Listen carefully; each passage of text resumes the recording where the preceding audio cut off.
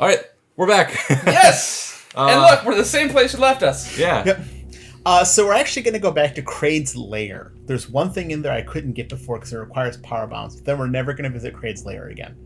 Good. Because everything in there is useless or dead. There's an energy refill station. Oh, that reminds me. You're only going to ever see me use a refill. There's missile refill stations and energy refill stations in Super Metroid. You're going to see me use them exactly once. And that's not till the very end of the game. You know, now it's funny when you look at the history of Metroid. You look at all the systems it released for, as far as different games, whether mainline or side. And there was never a 64 game. There was one planned, but there was never a 64 game. We had to wait until Prime for there to be another game after Super Metroid. And Prime and Fusion actually dropped on the same day. Yes. Oh, I didn't know that. Mm-hmm. There's a lot. Metroid has actually gone. If you look at the history of it, it's gone through a lot of hiatuses over its time. The first big hiatus was a couple things. One, it did okay in the West, but not so much in the East. It's actually always been more popular in the West. But also the main creator of it and guy who helped develop the Game Boy itself, Gunpei Yokoi, died in a car accident after Super Metroid was made. Oh, that's sad. He also didn't really want to do another Metroid game as it was. He actually was on record, if I recall correctly, saying that he wanted to do the 3 and was done. Oh, come on! That happened to me last night, too. Yeah, I was hoping you kind of avoid it this time. Yeah, same here. So he didn't want to do one after Super Metroid, is what Nope. you said? He did not. At least as far as I'm aware of. Don't quote me on that. Well, that seems to be kind of a trend with Didn't want to do creators. another Super Metroid game, Daniel Small, 2020. Is who's Donald? I'm drawing a blank. Who's the creator of Dragon Ball Z? Akira Toriyama. He wanted to stop making Dragon Ball Z after like every season that they finished, right? Well, he definitely wanted to go ahead and stop after Cell. Yeah. Like after Frieza, he was good, but then like he definitely wanted to stop after Cell. That's why the Boo Saga is the most ridiculous out of all the DBZs. Yeah. So say goodbye to the Ice Beam. We're not going to see it again for a while. It'll make a brief cameo appearance later, and then we won't see it again until the end of the game. So you can just turn it off? Yeah, Super Metroid is unique in all the Metroids in that you can turn different features of your suit on and off. Ah. Like everything I've collected that isn't a manual item, I can turn off. I can turn off my high jump, I can turn off my morph ball, I can turn off morph ball bombs, all that fun stuff. Oh wait, I turned my ice beam off too early. Whoops, I forgot about this room. Prime had a little bit of that with changing beams and visors. So the changing beams thing is actually kind of a callback to the first Metroid because there was 2 main beams in there. There was the wave beam and the ice beam, but there was actually 2 instances of each one. And every time you collected one, it overwrote the other, and you would actually need to do that. And because the wave beam had more power, but you needed the ice beam to progress in certain areas. So that was actually a callback to the first Metroid where you had to decide which beam you wanted to use. Now, I won't lie, I'm not a big fan of hiding a room within a room. And Metroid loves to do that. They do. The only other game I've ever seen that happen in is Donkey Kong Country, where they hit a bonus room inside of a bonus room. And it only happens once, but I'm just like... It's like things you have to buy a guide for. Well, that was probably the idea if you wanted to sell guides. Giant side hoppers, gone. All that stuff is just on like GameFAQs, you know. So it made it seem like much, but those flower I just fell through is actually an enemy normally, and they waste your time because they sit there and they basically suck your energy for like a good 5 seconds, and there's nothing you can do about it. You're just stuck there for 5 seconds. Good luck. Those 5 seconds are gone forever. Feed me. How'd you get through it? That one's not real. Ah. Of course. It's been hollowed out. No. It's that one. Actually, that one's just not real. But if you notice, I avoided them like the plague during my climb up and through the Red Tower. That would be why. You know what, Daniel? You know what I could really use in this part of the run? What? A change in scenery. Can you fashion me with a change in scenery? What do you mean? I'm just tired of looking at caves. I need something more technological. Yeah, we can do that here for you soon. Fantastic. And again, once the door is open, it stays blue, which is why I did that. I'm setting something up later that I may or may not succeed at. We'll see. Also, after I hit the ship and everything reveals, I want you to verify my numbers to make sure everything is where it's supposed to be at this point.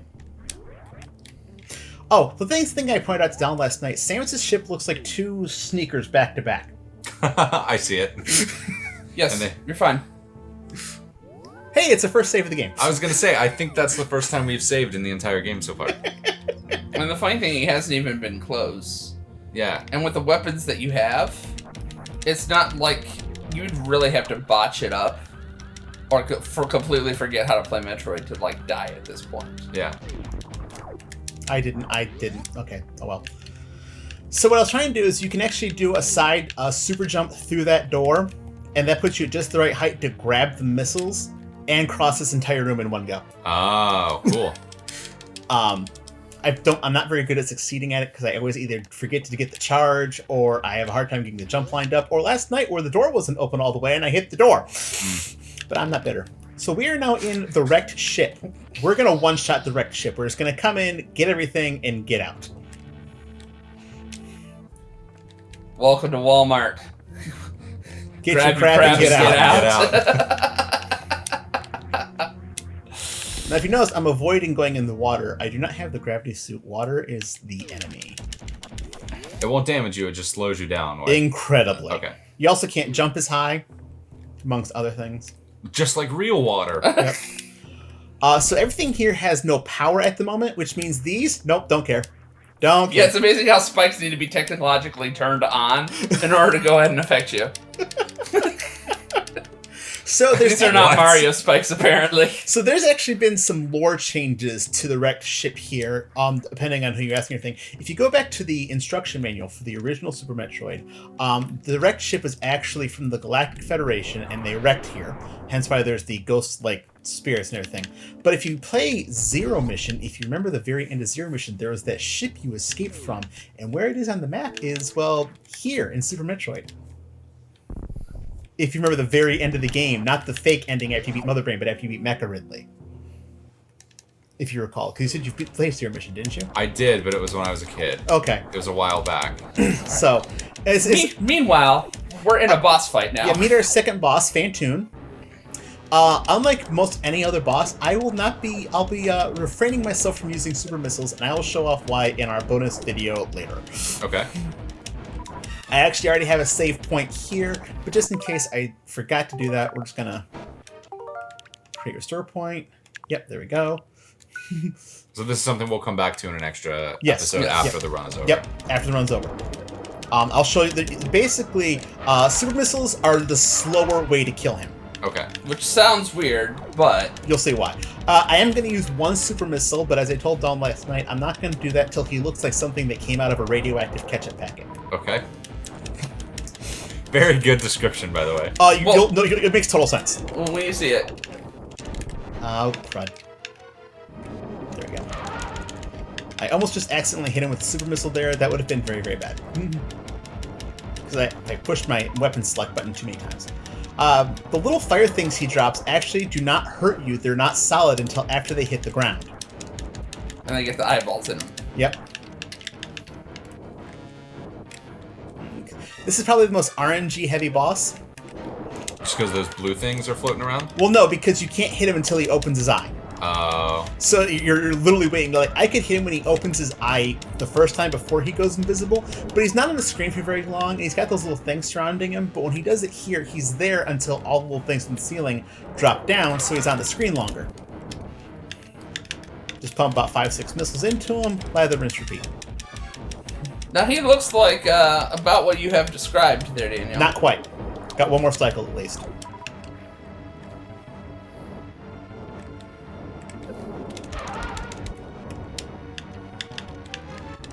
Radioactive ketchup packet. I see it.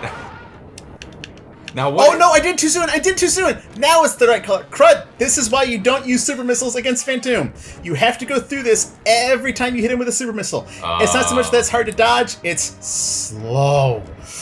So, this is part of the bonus part. Yeah. This was going to be part of the bonus video, but not now. Now, if you hold down your charge beam and do a spin jump, you do what a lot of people refer to as the Mach or Ghetto screw attack, and the little things he shoots out will not hurt you while you're doing that. So that's how I was able to avoid taking a butt ton of damage just now. Come on, appear, die. Now, what exactly is this thing? So that's been up for debate. Some say he's the physical manifestation of Mother Brain's maliciousness. Some say he's a spirit-type enemy that just taps into Mother Brain's brainwaves. Nobody's ever been able to say for sure what he is. He did make one other appearance, though, in Other M, and he was a bit bigger, like probably 10 times that size in Other Mission, in Another M. But he was an extra boss. You had to, like, I don't know if you played all the way through Other M, but you had to actually beat the game, and then you could go through and 100% it. Huh, okay. And he was one of those bosses. Okay.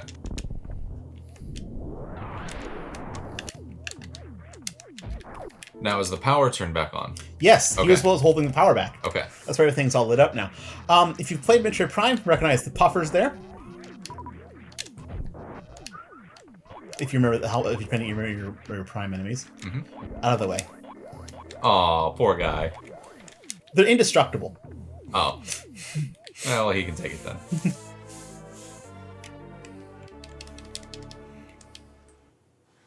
How are we looking at the percentage?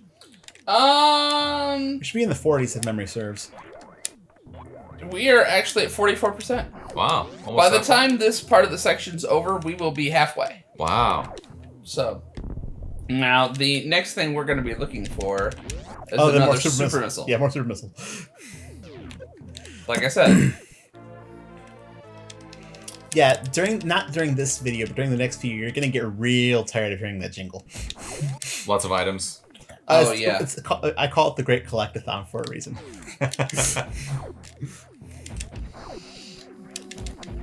Still not as bad as Donkey Kong Country 64, however. So, that door is open, but I don't want to go through it just yet. I guess this leaves it to me. But Daniel, why? You'll see. Cool. Glad now, I in the asked. background, it looks like there's Metroids in there. It does look like Metroid's in there. So I got everything on that side of the room. All the doors in this room are gray doors. So, and it's a kill all enemies room. Now, those greenish ball floaty things, the one that you just killed, those are also in Prime.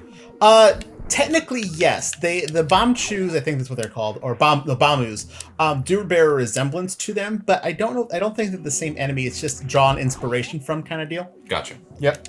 So, because those have a name too. Don't ask me what it is. I don't know. You're in my way. Into the pit with you. Love the sounds that these things make. It make it like a really squishy Pac-Man sound. Yeah. They look like droids from Star Wars. They kind of do. Yeah, all that for a missile. It's all part of the run. It is all part of the run. It is all that for 1%. Yep. Hoi. So I mentioned the X-ray scope. I actually could have it right now, but it uses the dash button to activate. And when I'm trying to cycle through my items and I'm never letting go of the dash button, all momentum stops. So I'm grabbing it actually as the very last item in this run. Oh, wow. Yep. Because I don't need it. I know where everything that I need to get is. So I see. But for someone, again, who's never played the game or is still learning the game, it's a great tool. It is. For someone who's not as proficient as Metroid as my brother is.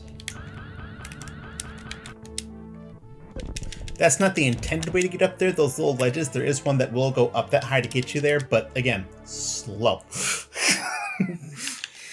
I love all of just like the small tweaks that are just incredibly helpful in saving time. And now it feels like we're really picking up speed.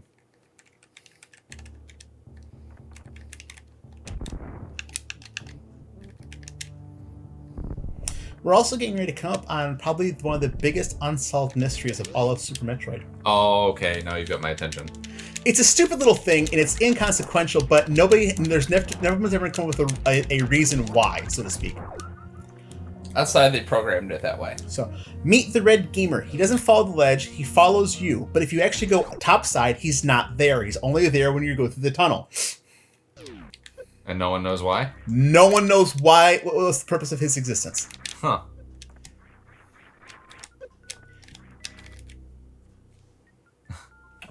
He needs to pick up the 710 split. I was going to say, he's got the bowler's posture. So this is actually one of those things that until you see it, you're like, what is the purpose of this? Well, this is the purpose of this.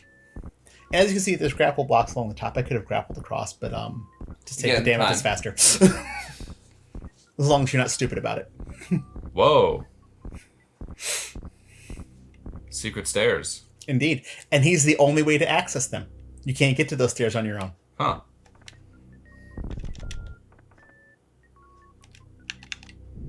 Not using the door.